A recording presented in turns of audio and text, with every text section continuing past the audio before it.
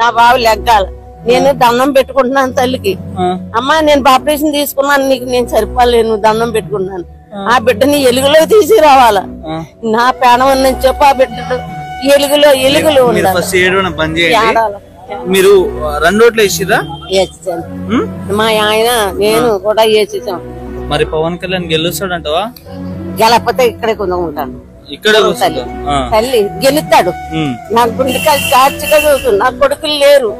First మీరు ఏడవకండి. మీరు నా కొడుకులు లేరు. పవన్ కళ్యాణ్ నా భర్త తేవాలి, నేను తినాల. నా పవన్ కళ్యాణ్ కలాల. మరి పవన్ కళ్యాణ్ వస్తే ఏమైనా చేస్తాడా నీకు? నాకే ఒప్పనా పర్వాలేదు, ఆయన పరువు కావాలి. నా కూడద్దు, నా కొడుకు లేటోడు. ఆయన పరువు కావాలి, ఆయన నిలబడాల. చంద్రనాడు బాబు కాడ పిల్లిని తీసుకెళ్లి సంకల పెట్టి వదిలేడిపోయాడు అన్నాడు. నాకు జగన్ అన్నాడు. జగన్ మరి పవన్ కళ్యాణ్ గెలిచినాక జగన్ ఏమంటావు? ఏమంటాను? ఇదివరకు పులి అయ్యింది అంటాను. పోలీసు వాడు నన్ను ఈడ్చుకుని కొట్టుకెళ్ళినా నా కలియాలం అంతానే ప్యాన్ విడిచి పెడతాను.